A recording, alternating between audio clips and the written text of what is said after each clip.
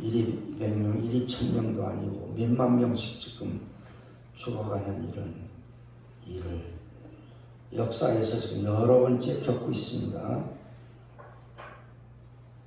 그래서 이런 일들도 우리 지난 메르스, 사스 이런 전염병이 있었을 때도 그냥 별로 지금 크게 기억이 안 남을 정도로 지나갔잖아요. 그러니까 또 지나가겠지.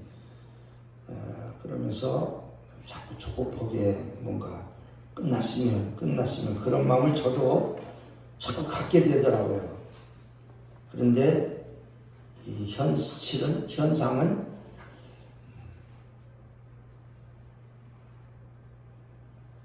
너무 조급해하지 마. 언제 끝날지 몰라. 그런 생각이 드는 거예요. 그래서 뭔가 자꾸 끝나고 싶은 건 우리가 그런 희망을 자꾸 가지고 그리고 발표도 하고 또 언제쯤 뭐 계약을 하고 뭘 하고 이렇게 한 것 같아요. 근데 그게 자꾸 빗나가잖아요. 예측이. 자꾸 연기되고. 그래서 이럴 때 또 생각나는 거는 이거는 하나님만이 아신다. 우리는 세상 사람들은 신만이 아는 일이야. 그렇게 말할 수밖에 없죠. 그 하나님만이 아신다는 말 속에 들어있는 의미는 우리가 하나님만이 아시니까 하나님이 뭔가 행동하실 때까지 참고 또 참고 기다리는 수밖에 없습니다. 그리고 저는 한 가지 이런 일을 하나님이 행하시는 일 가운데는 그렇잖아요. 성경에 있는 대로 불같은 시험, 불 속에 들어갔다 나오면 전분같이 또 뭔가 불순물은 다 사라지고 알맹이만 남듯이 옛날 고사에 보면은 그런 게 있더라고요. 시대나 이름도 다 잃어버린 어린 왕이 등극을 했어요. 그러니까 신하들이 막 간신들이 날뛰기 시작합니다. 거기 충신이 하나 있었어요. 누가 충신이 누가 간신인지 알 수가 없어. 어린 왕이니까 마음대로 시들이 막 세력 다투고 그래. 그러니까 이 신하가 꾀를 내서 하루는 임금을 아프다고 소문을 내고 어느 날 임금이 죽었다 이렇게 소문을 냈습니다. 궁궐 안에 깊은 궁궐 안에 일어난 일이니까 그러고 났는데 이제 왕이 그 장례를 치러야 되잖아요. 근데 왕의 장례가 자꾸 늦어지는 거예요. 그래서 이 장례도 지금 언제 치르게 될지 모르는 그런 어려운 상황이 있다가 또 이 소문을 자꾸 바꿔가면서 끌었어요. 그러니까 장례를 기다리는 사람들도 이거 언제 어떻게 될지 모른다 하면서 이제 제멋대로 자기의 야심을 드러내기 시작했죠. 그래서 이제 간신인 사람, 충신들이 다 여기서 갈라내져서 왕이 다시 짠하고 나타나서 그 간신들을 다 정리했다. 뭐 그런 고사가 옛날에는 신문에서 본 기억이 나요. 얼마 전에 그 북한 김정은이 죽었다고 할 때 그 생각이 나는 거예요. 막 죽었다 그러니까 이제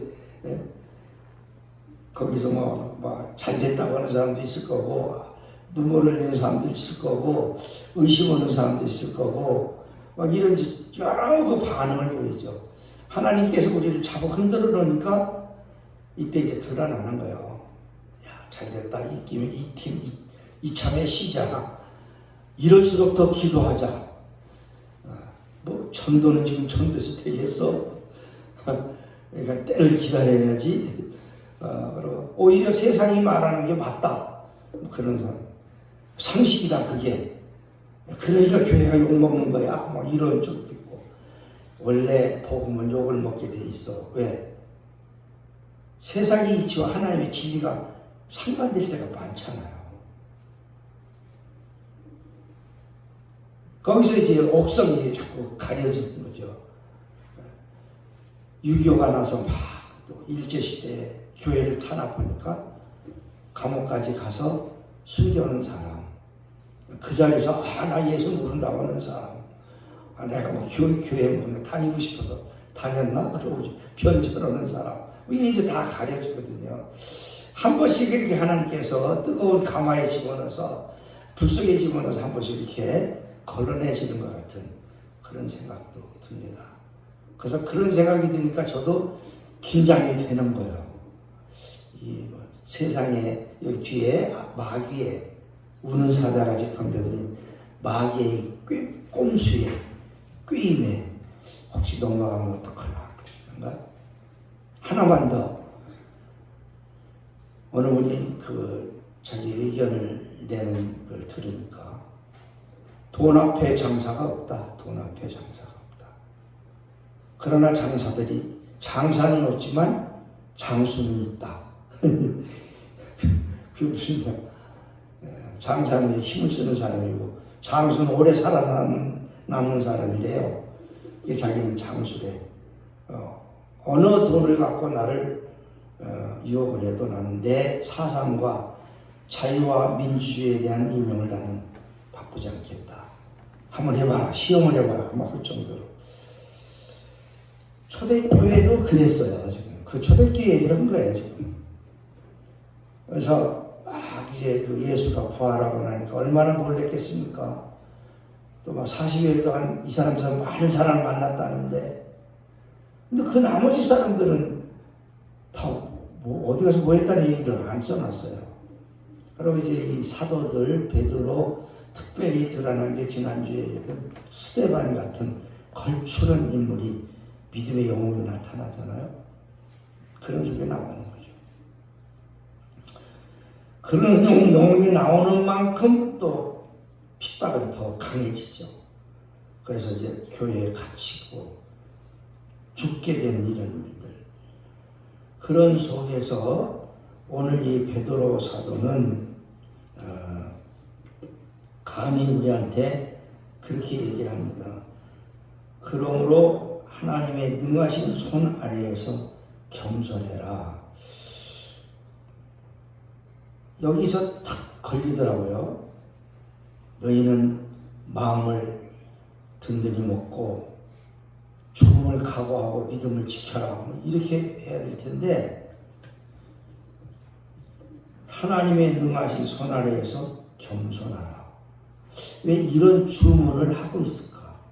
그런데 우리가 5장을 이렇게 띄어서 읽어서 그렇지요. 여기 지금 이 4장 쪽에 가면은 선한 청지기들에 대한 교회 일을 맡은 사람들에 대한 이야기가 쭉 나와요. 그리고 잠깐 앞에 성경이 펴져 있을 테니까 4장 7절을 보시면 보세요. 만물의 마지막이 가까웠으니 그러므로 너희는 정신을 차리고 근신하여 기도하라. 그 다음에 두 번째 주문이 뭐냐면 뜨겁게 서로 사랑하라고 해요. 마지막 때 할 일이 그거예요. 왜냐하면 자꾸 배신자들이 나타나는 것에 대해서 아마 베드로는 깊이 그걸 깨달은 것 같습니다. 그 다음에 대접하기를 원망 없이 해라. 그래서 이거는 실제적으로 이거에서 성공한 사람들이 많잖아요.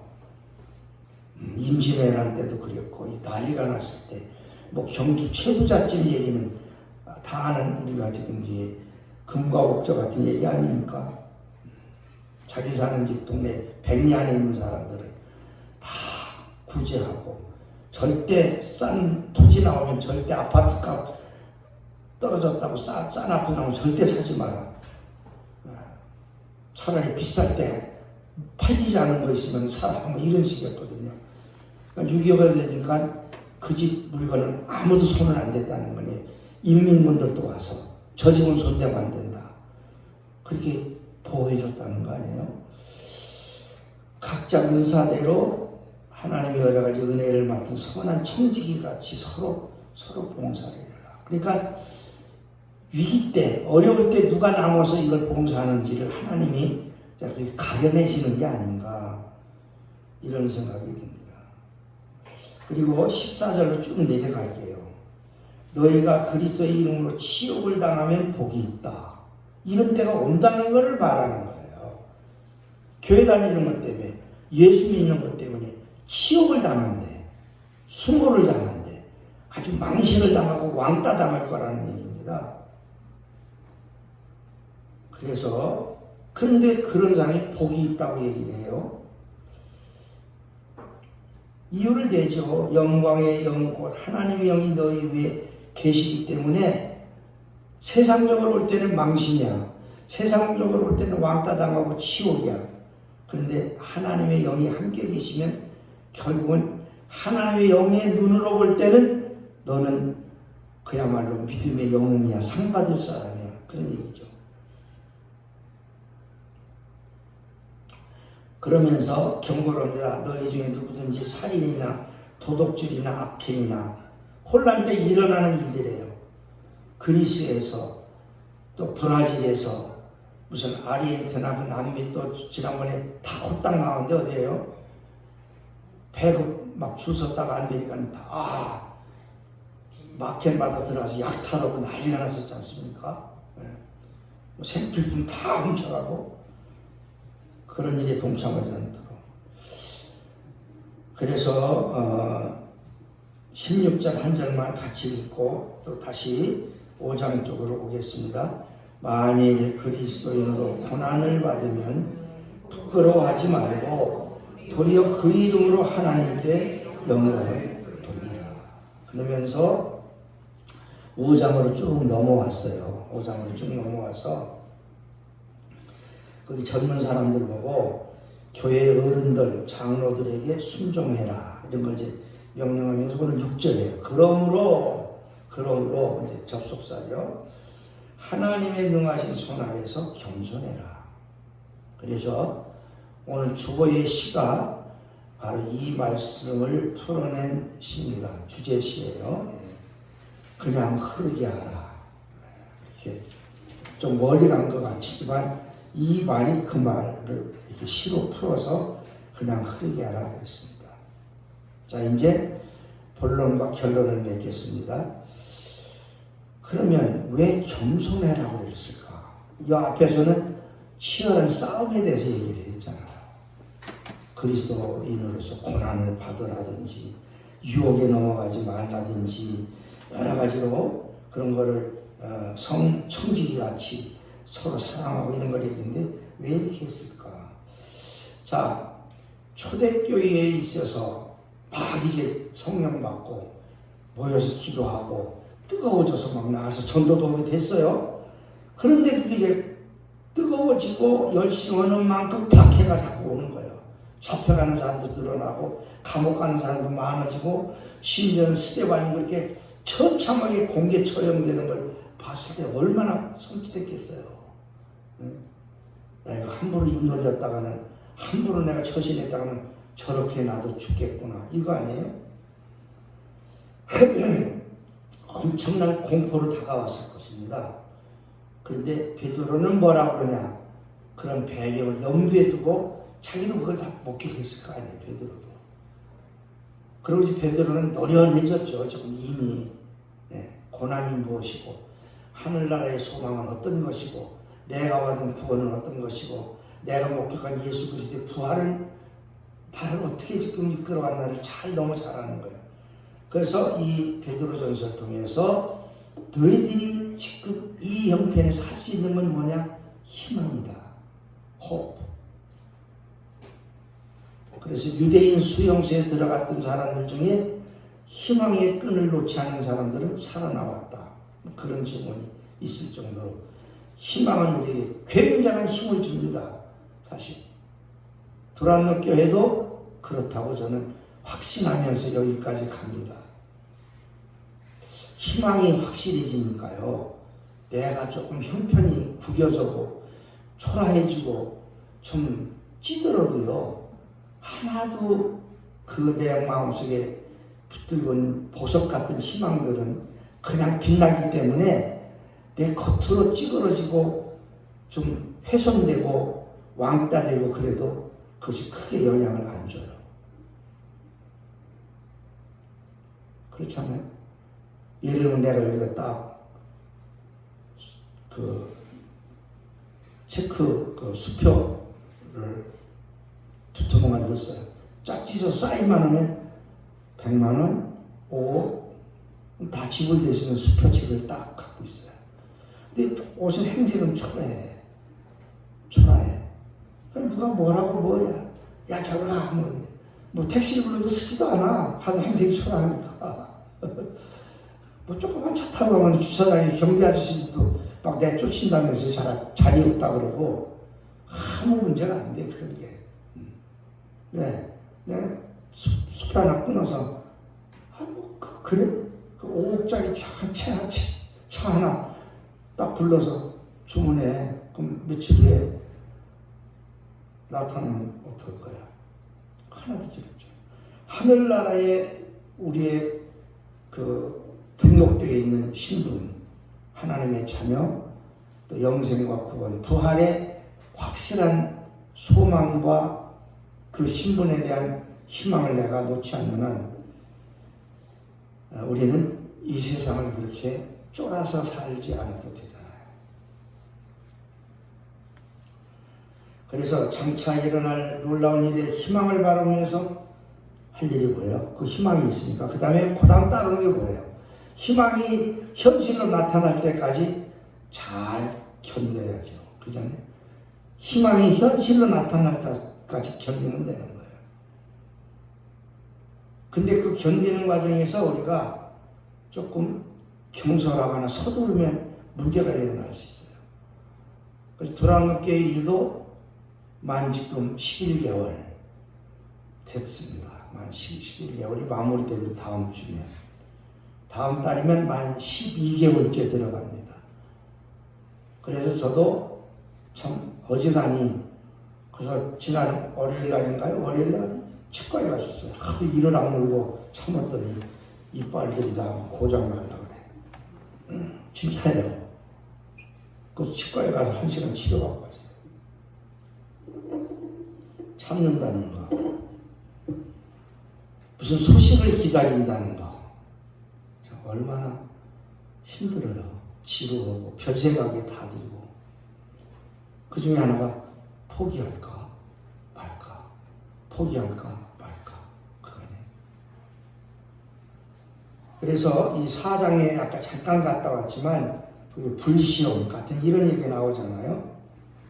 그런 것들이 그런 형태로 마치 불 속에 들어간 것 같은 형태로 우리에게 너무 뜨거워서 견딜 수가 없으니까 튕겨져 나와야 되잖아요. 그런 게 신앙의 과정에서 반드시 찾아온다고 얘기를 하는 거예요. 예수 믿으면 그렇게 무슨 뭐 특별석에 앉아서 눌러날라 여행하는 여행길이 아니라는 거예요. 그리고 그 고난은 쉽게 없어지지도 않아. 또 오래가. 그러나 아까 말씀드린 대로 하늘의 유업이 우리한테 약속이 있다면 오히려 오래 참고 더 큰 고난을 당한 사람일수록 그 삶은 더 커지게 마련해요. 야, 그때 우리 회사 그 문 닫을 때 다 문 닫고 끝났는데 너가 끝까지 지켰어. 이르랑 물고 네가 그 자리를 지켰어. 그래 나중에 세계적인 기업이 됐어. 누구 상이 제일 크겠습니까? 끝까지 지킨 사람의 상이 클 수밖에 없어요. 그거는. 악인들이, 악한 자들이라도 그건 알아요. 그래서 불시험, 치욕당하는 것 잘 기억하시면서 이런 것들이 우리를 억누른다는 거죠.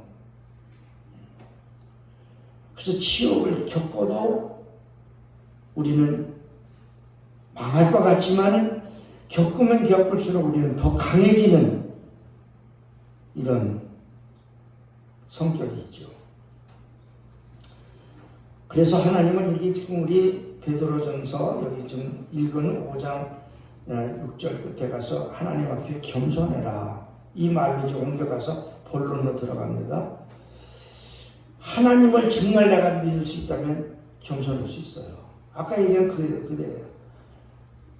내가 이런 수포책을 말하자면 그 수표를 쓸 수 있는 그걸 가지고 있다면, 자격과 권한과 그 권세를 내가 가지고 있다면 뭐 세상 사람들이 좀 뭐라는 거 그거 좀 참지 뭐. 걔들이 욕한다고 해서 내가 망하는 건 아니잖아요. 오히려 하나님 뭐라고 그러시냐면 여기 이러잖아요. 겸손하라. 때가 되면 너희를 높이겠다. 그럽니다. 그런데 이렇게 겸손해진다는 건 왜 그러냐? 이걸 제일 많이 묵상을 했어요. 안 맞는 것 같아서. 이거 뭐야? 뜬금없이. 겸손한 게 뭐지? 왜 이 고난에서 내가 겸손을 해? 좀 일을 하고 강해져야지. 차라리 인내하라고 그러면 말이 되는 것 같은데 인내는 어디 가버리고 왜 겸손하다고 그랬을까? 답을 얻었습니다. 참 굉장히 이 말씀에 깊이가 있었어요. 뭐냐면 고난이 왔습니다. 이걸 견뎌야 돼요. 막 지금 이제 그 전염병에 대한 두려움도 있고 뒤따라서 경제적인 일이 이러다가 큰일 났다 이거 나라가 이 경제가 잘못되면 이러다가 또 혹시 전쟁이라도 나면 전 그것 때문에 아주 여름 봄내에 시달렸어요. 나라에 이거 볼까봐 그래갖고 소화불량도 오고 불면증도 오고 안 걸으려고 해도 그렇게 되는 거야. 그래서 그때부터 홍대 중에 하나가 뭐냐면 신문 그런 정치면 안 보기 유튜브 보던 거 싹 안 보기 물론 텔레비전 나오는 뉴스는 거의 안 봅니다. 그냥 신문은 큰 제목만 보고 넘어가서 이제 거기 무슨 교훈이 되는 거, 또 독서 안내, 교양 강좌 뭐 이런 거 이제 보고 그냥 그만 넘어갑니다. 그렇게 해서 이제 피해가는데 만약에 이거를 맞서 싸우려고 내가 생각을 해보면 어떻게 이 시대와 내가 싸움을 하겠어요? 지금 우리나라의 어떤 그 싸움이 경제가 제일 문제라고 얘기를 하면서도 나라는 지난번에 선거 나온 거 이렇게 지도가 이렇게 나오는데 우리나라가 이렇게 남북은 북한하고 이렇게 갈라져 있고 남한은 또 동서양이 딱 갈라져서 이쪽은 빨간색 이쪽은 무슨 색 이렇게 칼라르인데 대한민국이 딱 갈라졌더라고 둘이 이렇게 강원도 이렇게 해서 부산 쪽 오고 저기 서울하고 이렇게 해서 서해안 충청도 호남 쪽으로 딱 갈라져 있더라고요. 근데 사실 그게 굉장히 위기거든요. 근데 그거를 크게 걱정하는 사람들이 별로 없어요. 보면은 그것 때문에 나라가 큰일 났다 이런 얘기하는 사람들은 그렇게 잘 눈에 안 띕니다. 좀 그렇죠. 고난이 이렇게 오는데 근데 이거를 내가 맞서서 싸우겠다. 이 시대와 싸우겠다 한번. 뭐 이거다 저거다 하고 그럼 내가 돈키호테가 되든지 아니면 무슨 희생을 당하든지 모함을 당해서 감옥으로 가든지 아니면 어디 가서 그냥 처박혀야 되든지 뭐 이런 일이 밖에 더 예상되는 게 없어요. 무모한 거예요. 그런데 하나님께서 이 큰 교회들을 박해 들어오는 이 사회 속에서 그리스도인들이 불같이 벌떼같이 일어나서 싸우려고 각자가 준비도 없이 힘도 없이 싸우면 박살나는 거죠. 그러면서 이 겸손하라 뒤에 누가 있냐면 무슨 말이 덧붙여는 내가 있잖냐. 능력 전능자인 하나님 내가 있으니까 나한테 맡겨. 나한테 맡겨. 그래서 7절에 가보실까요? 시작. 너희 영혼을 다 주께 맡기라. 이는 그가 너희를 돌보시리라. 그거였어요 답이. 내가 겸손하지 않으면 내가 자꾸 나서는 거야. 그래서 흐르는 물도 그냥 흐르게 두자. 역사가 그런 것이고 그냥 두기만 옵니까? 사실은 두고 끝에 가서 뭐라고 그래서 시 끝에 가서 참고 기다려보자 이거죠. 여러분들 지금 저기 양수리를 통해서 이렇게 한강물이 흘러가는데 저걸 거꾸로 흐르게 할 수 있습니까? 막을 수 흐르는 물을 막았다가 뭐 이렇게 넘어가긴 할 수 있지만 저쪽 한강 서해바다 쪽에서 해가고 강원도 쪽으로 물이 흘러가게 할 수 있겠어요 이거? 이 땅을 들어서 지평을 이렇게 지구를 기울여야 돼요. 높낮이를 바꿔놓지 않으면 물이 그렇게 흘러갈 수가 없어요. 여러분들의 시간표, 여러분들의 영적 생활, 여러분들의 하루와 1년, 여러분들이 앞으로 남은 생애를 잘 생각하고 이 수평과 위치를 잡으셔야 돼요. 믿음으로. 그래서 고난당하는 일을 멈추지 않을 것이고 고난은 우리 곁을 항상 따라다닐 것이고 그러니까 그 고난에 대해서 히스테리컬하게 신경질적으로 절대 고난에 대해서 상대하면 안 돼요. 고난에 대해서도 겸손해야 돼요. 이 고난당한다는 말의 어원 중에 뭐가 있냐면 세금을 바친다는 얘기가 뜻이 들어있더라. 고난당한다.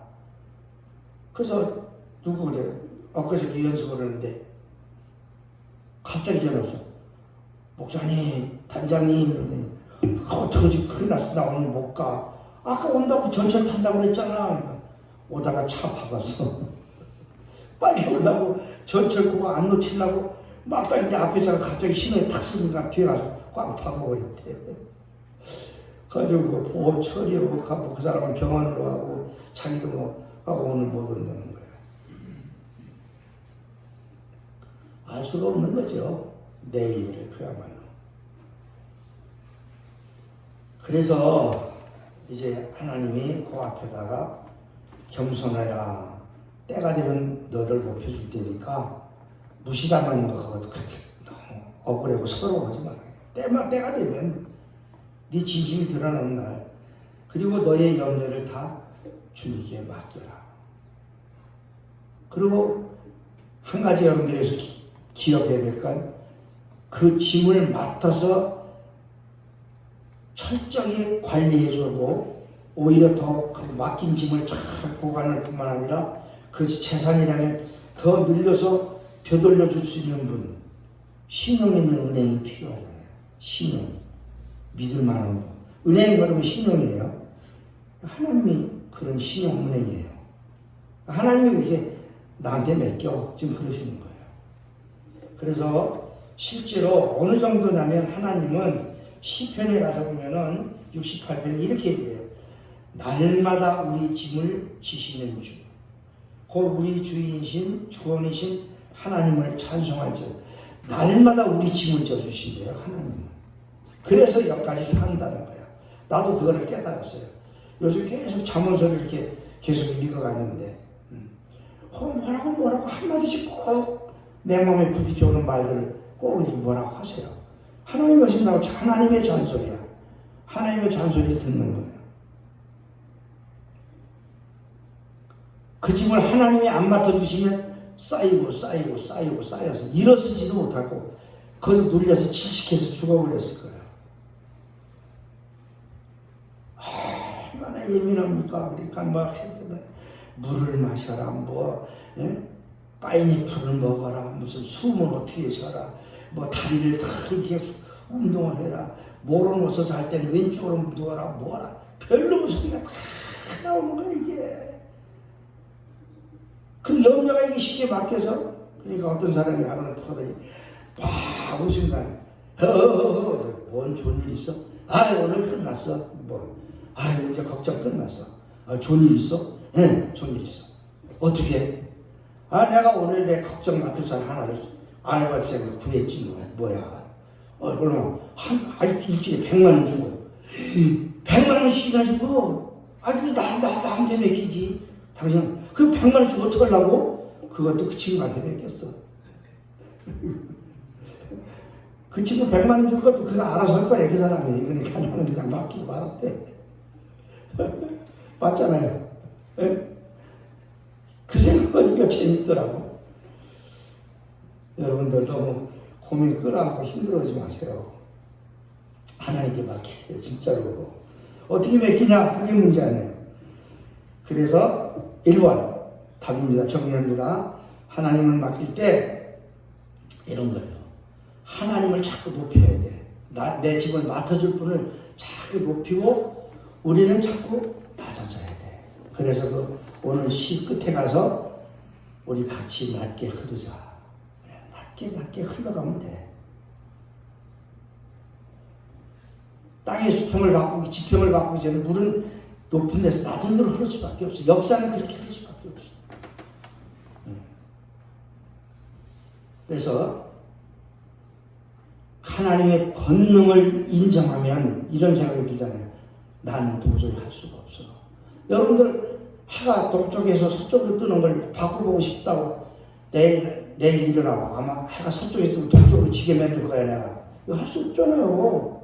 포기가 아니에요. 그건 포기하는 게 아니고 아예 할 수 없는 일이에요. 그냥 처음부터 포기할 것도 없어. 그냥 하나님 그 우주 질서를 만든 분에게 그냥 맡겨버리는 거예요. 동쪽에서 서쪽으로 가든 북쪽에서 남쪽으로 가든 하나님이 알아서 할 일을 우리가 간섭하지 말라 이 말이에요. 그게 겸손해지는 거예요. 그게. 그래서 때만 되면 뭐예요? 참고 기다리는 거죠. 그러면 하나님은 우리를 자꾸 높여가실 거 아니냐 이거예요.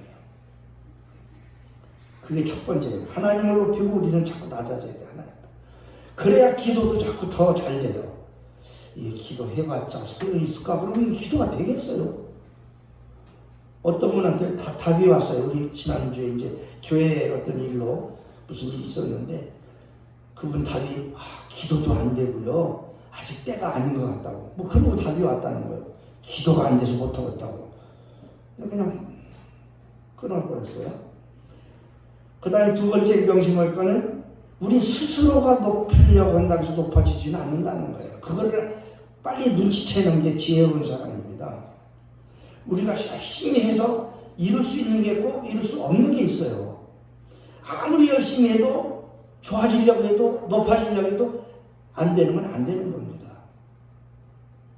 요즘 그 경비원 아저씨 하나가 그래서 자살했잖아요.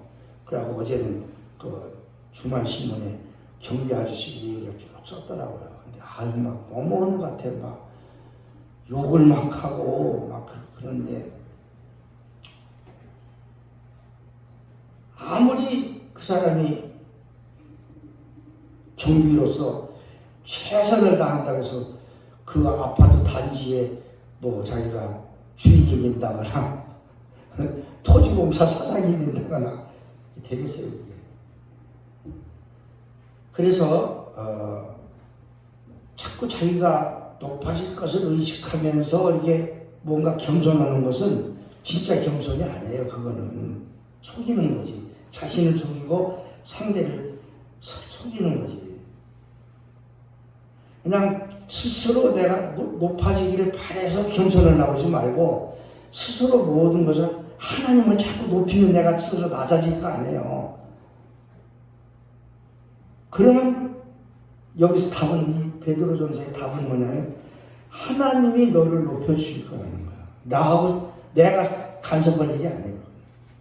하나님이 높여줄 때까지. 그래서 이제 9절로 넘어갑니다. 믿음을 굳건하게 하라. 그러려면 흔들리지 않아야 돼요.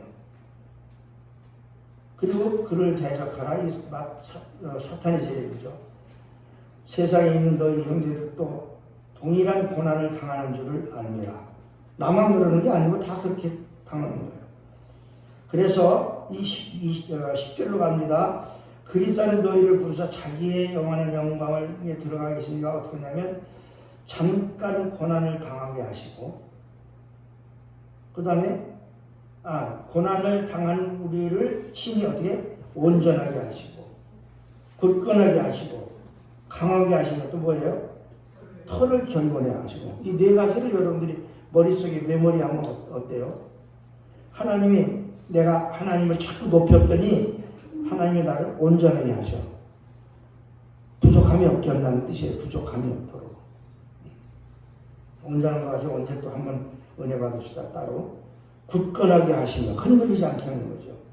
강하게 하시니까 쫄지 않는 거예요. 용기가 생기는 거예요. 털을 견고하시리라. 그래서 예를 들면 나는 그 생각을 털을 견고하신다. 야, 가정과 교회를 이 생각이 들더라고. 집에서 막 계속 부부싸움 하면 애들이 제일 불안하대잖아요. 우리도 그런 경험이 있을지 모르겠어요. 그런 거예요, 이 결과가. 그래서 하나 더 보너스로 세상 근심 걱정, 부정적인 것도 하나님 앞에 맡겨서 떳떳지 못하는 것은 여러분들이 쳐다보지 마세요. 떳떳지 못하는 것은 쳐다보지 마시고 부정적인 것도 하나님께 맡기세요. 그리고 사탄과 맞서서 그때는 강하게 담대히 여러분들이 싸울 수 있어야 되겠죠. 자, 이제 마무리하고 끝이겠습니다. 그래서 이 성령을 받아서 복음 마음이 뜨거워서 막 전도를 열심히 했더니 열심히 하는 만큼의 세력들이 자기들에게 덤벼들어온 거예요. 초대교회 현상인 거예요. 우리도 우리 교회가 이제 저도 하면 또 하는 대로 또 뭔가 방해하려고 하는 세력들이 나타날 거예요. 그럴 때 우리가 할 수 있는 일은 뭐냐? 하나님을 높이고 우리는 스스로 겸손해지는 거예요. 그럴 때 자꾸 내 얼굴 내밀고 내가 누구였는데 왕년에 이러면서 그래서 참 망신 나무는 정치인들이 많았잖아요. 우리가 그래서 겸손하게 하면서 하나님을 자꾸 높여. 그래서 두란노 교회에서는 다 같이 따라서 하나님이 최고, 예수님이 최고, 찬양과 기도가 최고, 하나 더 말씀이 최고. 그러면 우리 두란노 교회가 이제 막 꿈틀꿈틀 살아날 거예요. 나는 6월 달부터 그 일이 시작되리라고 기대를 가지고 있습니다. 그래서 올 크리스마스 때는 또 옛날처럼 우리 장모님 그 빨간 거 안 버렸죠.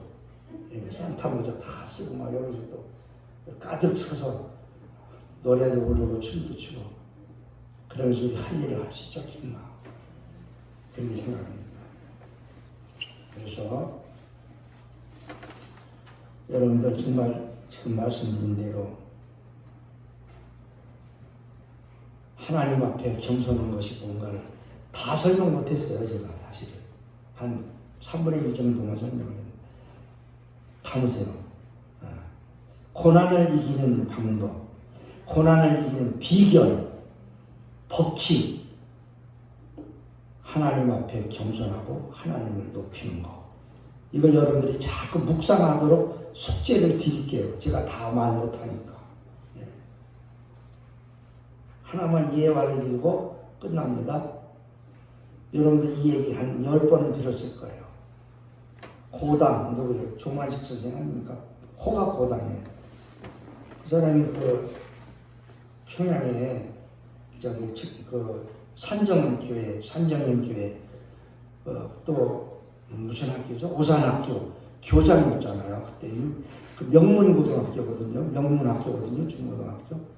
교장직을 맡고 있을 때 일찍 감옥에 들어갔다 3년씩 막 옥고를 치르고 나와서 교장을 하는데 산정교회 장로가 됐어. 예배가 시작했는데 한 10분쯤 늦었어요. 그래서 삐그덕하고 문을 열고 들어섰는데 뒤에 신발장이 이렇게 있는데 벌써 신발을 이렇게 꽂으라니까 그때 저기 목사님이 순교하신 누구요? 그 주기철 목사님이었다고요. 근데 갑자기 주 목사님이 버럭같이 소리를 지르시는 거예요. 조장래! 조만식장은 조장래! 그 신발 들고 그대로 서 계시라고. 벌을 내린 거예요. 막 교인들, 많은 교인들, 그 산정교회가 많이 모였었거든요. 그러니까 이 조만식 장로가 학교 교장님이고, 그 당시에 요즘에 이러는 거는 틀리죠. 위장이. 신발을 들고 이렇게 예배 끝날 때까지 끝까지 이렇게 벌 쓰고 서 있었다는 거 아니야. 아무 소리도 못하고. 뭐예요? 그만큼 질서가 있었고, 그만큼 이 조장로님이 겸손할 줄 알았고, 아마 내가 누가 해서 우리 조장로님 보고 조장로님 늦게 와서 신발 들고 서 있어야 되면 그 다음 주부터 안 나오실지도 몰라. 쉽지 않겠죠, 그죠? 그 정도 영적 수준이 되면은 뭐 두려울 거 없어요, 사실. 그 정도 되면. 그래서 고난 앞에서 혼자 자기가 무엇을 해결하고 하기보다는 여러분들 어려움이 닥쳐왔어요? 혼자 뭐 하려고 막 그러지 말고 너무 힘들고 그러면 기도만 하시면 하나님 나 이제 이거 생각 못했습니다. 물론 계획을 하고 내가 실천해야 될 것들을 하는 거죠. 근데 막 씩씩거리면서 약올고 괘씸해갖고 막 내가 뭘 하려고 이렇게 하지 말라는 뜻이에요. 그럼 기도하면서 하나님 때를 기다려보겠습니다. 막 여기저기다 전화해가지고 어떻게 됐어? 막 그러지 말라니까 그러니까 또 안 했어. 그거를 벌써 이틀이 지났어. 참 이런 거 하지 말라. 요즘 저는 그래서 많이 이게 좋아졌습니다. 급할 것도 없고 이런 식으로. 그러나 마음속에 막 불이 타오르죠. 여러분들 하나님 앞에 겸손하시고 하나님을 높이시면 불같은 시험, 어떤 수치와 고난 다 이겨내고 하나님이 여러분들을 높여주신다는 거예요. 우리 두란노교회가 그런 교회로 그림이 그려지지 않습니까? 어느 날 그런 그림, 그런 교회를 향해서 달려가시고 기도하시기를 부탁드립니다. 네, 제가 기도합니다. 하나님, 여기까지 참고 왔습니다. 마지막까지 잘 참을 수 있도록 저를 붙들어 주시고 우리를 붙들어 주시고 우리 권사님들, 장로님들, 교우들을 붙들어 주셔서 끝까지 참고 가서 겸손해서 하나님을 높여서 하나님 우리를 높이시는 그날을 보게 하여 주시옵소서. 예수님의 이름으로 기도드립니다.